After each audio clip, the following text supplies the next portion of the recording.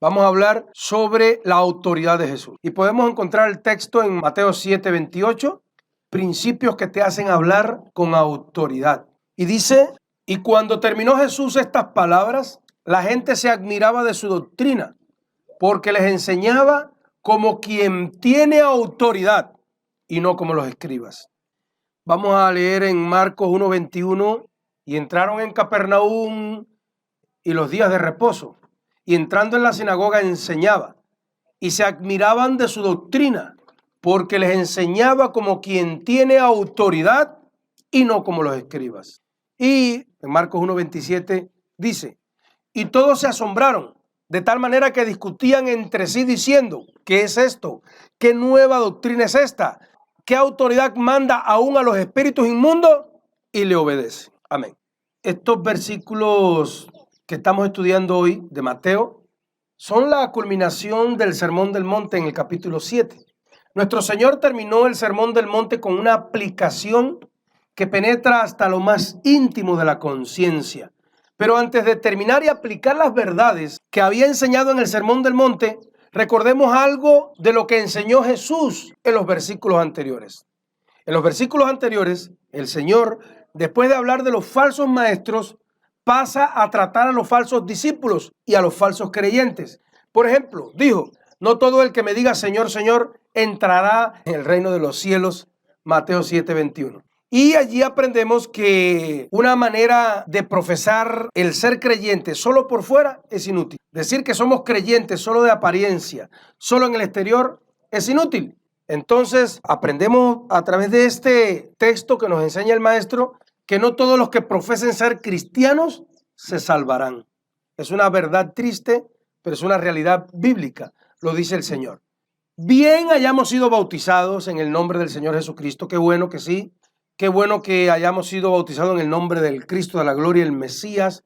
Bien poseamos un conocimiento de la doctrina bíblica, un conocimiento profundo, y que tal vez lleguemos a ser hasta predicadores y maestros de nuestros hermanos. Mas, ¿hacemos la voluntad de nuestro Padre Celestial? ¿Nos hemos arrepentido verdaderamente? ¿Creemos con sinceridad y llevamos una vida humilde y apartados de la maldad del mundo para Dios? Si no es así, a pesar de nuestra apariencia religiosa, no pasaremos a la eternidad con Dios y oiremos las terribles palabras que Él dijo, nunca los conocí. Mateo 7:23. Y el día del rapto y el día del juicio se revelarán la verdad. Luego el Señor Jesús nos presenta, luego de esto, cuando pasó de los falsos maestros a los falsos creyentes, luego el Señor nos presenta una comparación que forma un contraste entre dos clases de creyentes. Y este contraste de dos clases de creyentes es el siguiente. El primer tipo de creyentes es el hombre prudente que al edificar su casa sobre una roca cavó hondo y puso los cimientos, las bases de esa casa sobre una roca. Este tipo de creyente es el que oye y pone en práctica la palabra de Dios en su vida diaria. Y el segundo es el insensato, es el hombre insensato que al edificar superficialmente su casa, la puso sobre la arena. No cavó, no hizo cimientos y puso su casa sobre la arena. Y este tipo de creyentes, según el Señor, son los que oyen la palabra, pero no la practican. No llevan a la práctica de su vida la palabra de Dios. Pues cavar en la roca es difícil. Hacer cimiento es más difícil que poner una casa sobre la arena y ya. Pero es seguro. Es seguro construir la casa, cavar hondo y ponerlo sobre la roca, que es oír y hacer la palabra de Dios. Pero construir sobre la arena, es decir, oír la palabra de Dios y no practicarla, trae ruina, desastres en el futuro terrenal y en el futuro eterno. El que oye los preceptos del cristianismo y los practica es como un hombre prudente que edifica su casa sobre la roca. Estoy resumiendo. Una fe que solo consiste en sentarse y oír sermones resultará al fin ser una religión inútil y falsa según Jesús. Así termina el Señor el Sermón del Monte. El Señor Jesús lo enseñó para el bien de nosotros y para los hombres de todos los tiempos. Si no le damos la importancia de vida a las enseñanzas de Jesús en este Sermón del Monte y en toda la palabra, tendremos que dar cuenta de ellos en el día final que ya está bastante cerca. Juan capítulo 12, versículo 48. Pero cuando el Señor termina de enseñar estas palabras, trajo un efecto sobre la gente que lo estaba escuchando. Queremos hablar del efecto que trajo a la gente el Sermón del Monte. Y ya lo leímos, lo voy a volver a leer. Mateo 7, 28. Y cuando terminó Jesús estas palabras, la gente se admiraba de su doctrina, porque les enseñaba como quien tiene autoridad y no como los escribas. ¿Cuándo hablamos con autoridad de un tema? Cuando se conoce el tema. Si usted conoce de albañilería, de construcción, de soldadura, de edición de video, de cómo cocinar, usted sabe, tiene experiencia, usted puede hablar con autoridad del tema. Entonces podemos hablar con autoridad de un tema cuando conocemos el tema, cuando somos sinceros y somos honestos, creemos en ese tema, estamos verdaderamente identificados con ese tema y lo creemos.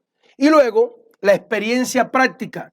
Si usted de verdad practica, tenido una muy buena experiencia sobre ese tema en cuestión, usted va a hablar con autoridad sobre ese tema. Entonces Jesús hablaba con autoridad y no como los fariseos, no como los escribas que no tenían autoridad. ¿Quiénes eran los escribas? Los escribas eran los eruditos, los sabios y maestros de la nación judía. Eran principalmente fariseos. Ellos enseñaron como algo primordial las tradiciones que habían heredado de sus rabinos, las tradiciones que le habían sido entregadas por sus sabios, por sus rabinos y por sus maestros. Y estos escribas consumían gran parte del tiempo en disputas inútiles y vanas discrepancias.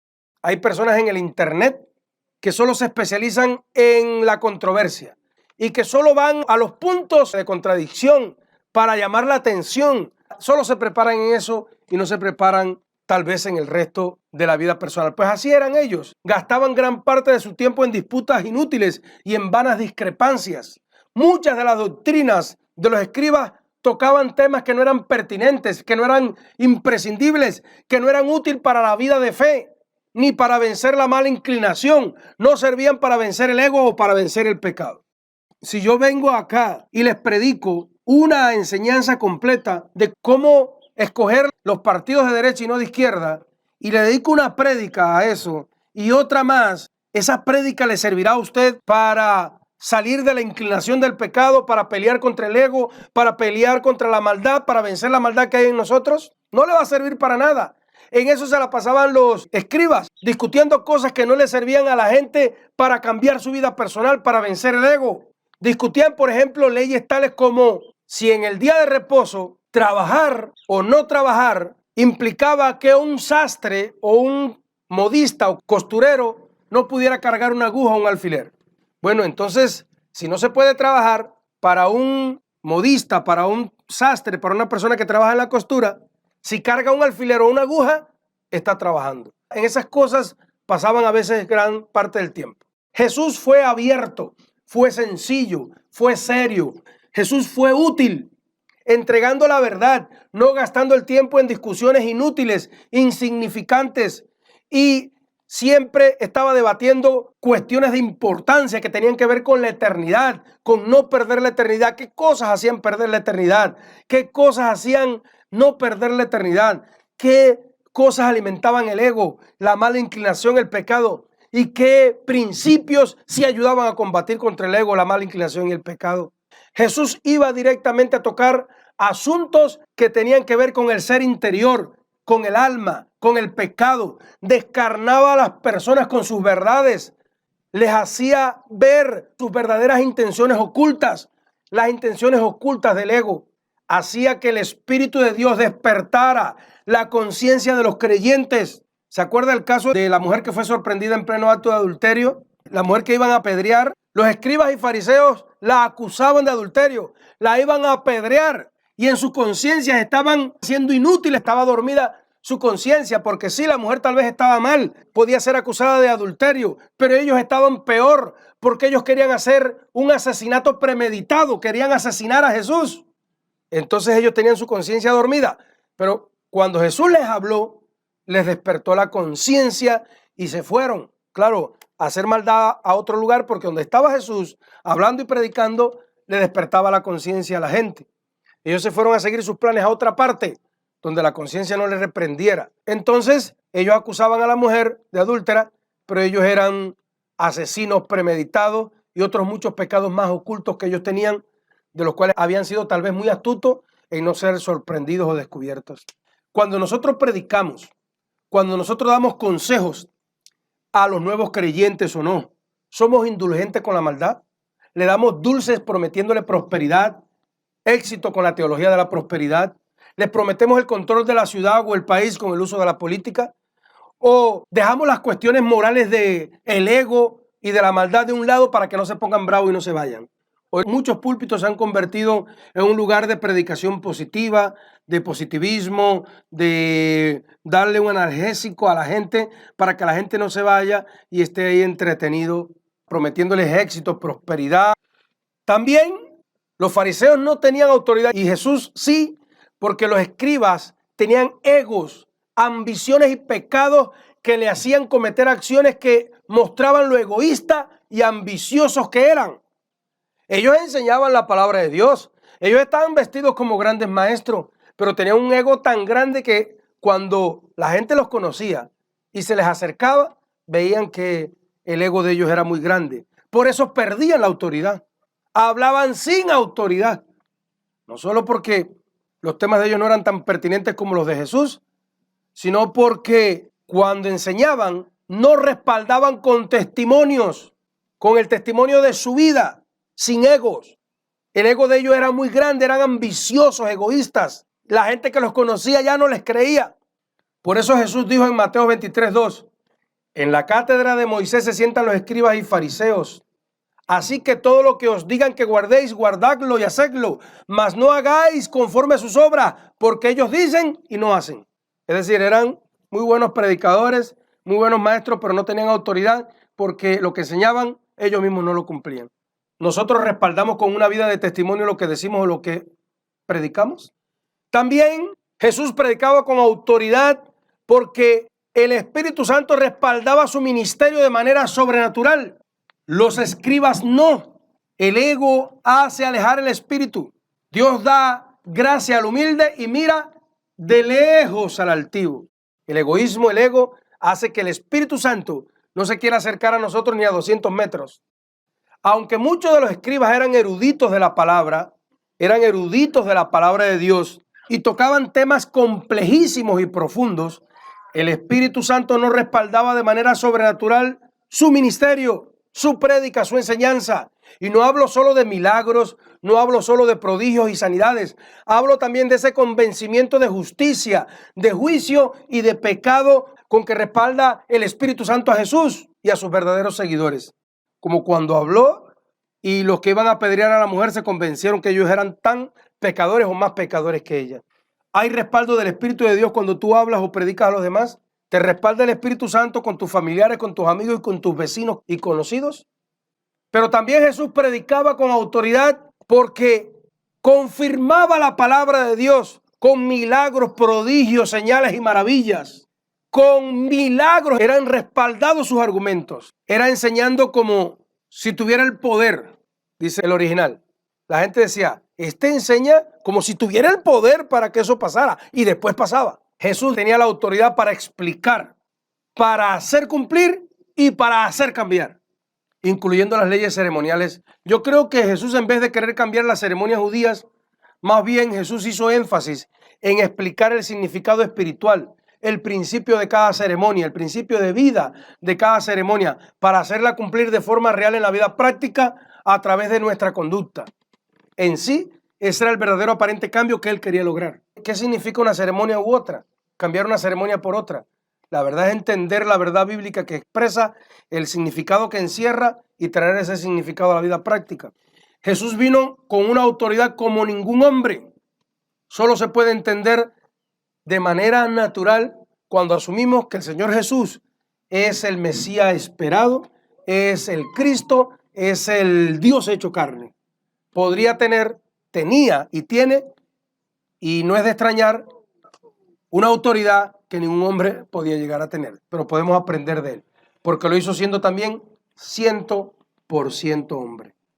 Y por eso, pues, siendo Dios encarnado, siendo el Mesías, siendo el Cristo, obviamente muchas de sus enseñanzas y explicaciones, aunque fueran sacadas de la misma Biblia, de la misma palabra, iban a ser contundentes. No es extraño que asombraran, que fueran poderosas. Del Señor Jesús podemos aprender, cuando enseñaba, que está mal la censura. Mateo 7, del 1 al 15. No podemos ver el corazón. Nosotros mismos tenemos posiblemente mayores faltas que las personas que condenamos.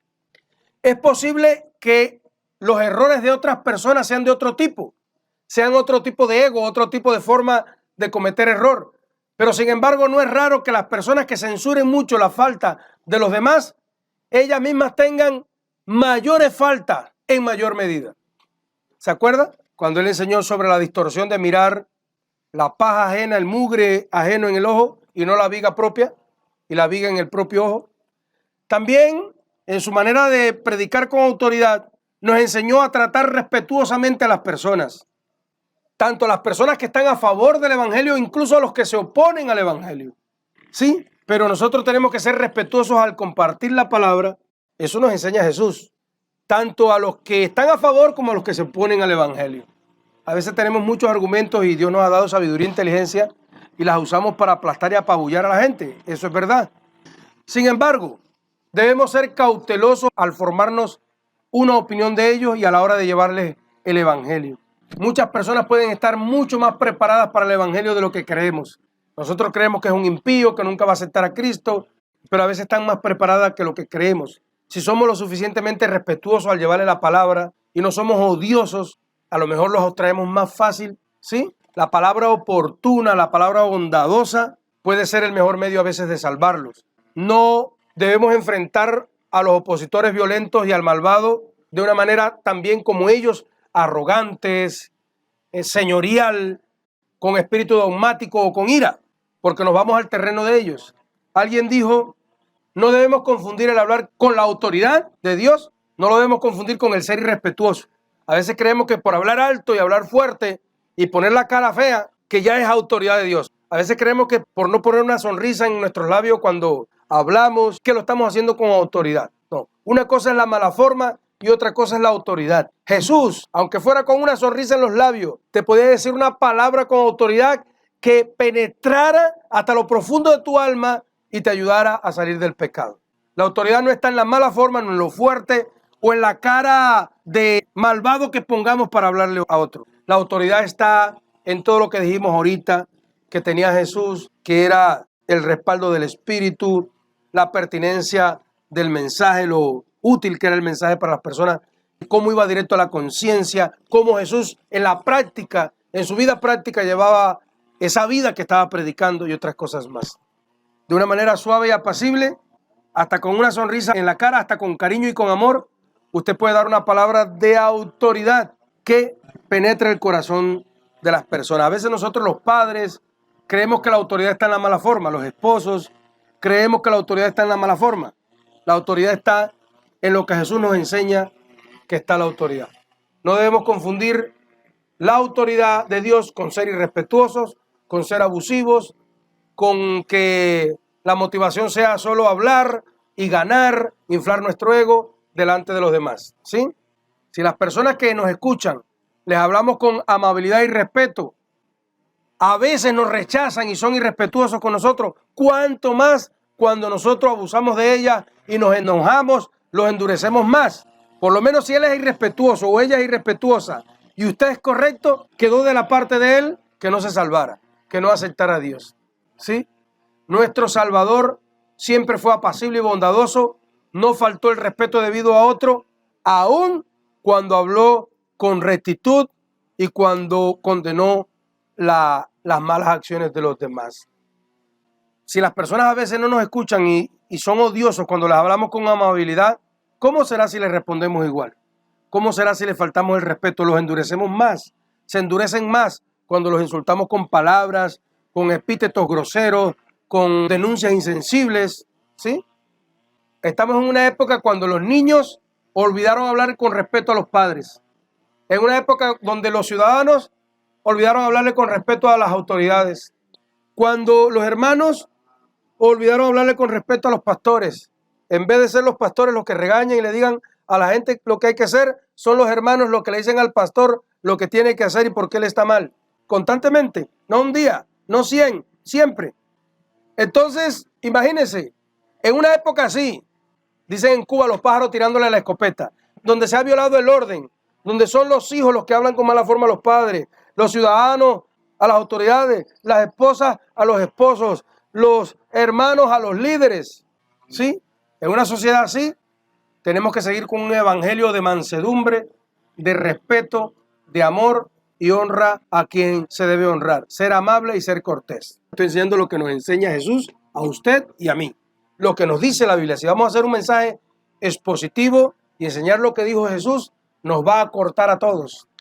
Y además, la prédica del Señor es una prédica con autoridad porque Jesús anima especialmente a la oración. Siempre Jesús, el Mesías, el Cristo, siendo hijo de Dios, siendo Dios hecho carne, utilizó mucho tiempo en la oración al Padre Celestial. Si Él escogió, como también 100% hombre que era, depender del Padre Celestial en la oración, ¿cuánto más nosotros debemos orar para que Dios nos use con autoridad en la enseñanza de la predicación? Para tener autoridad es necesario que haya sinceridad en nuestra fe.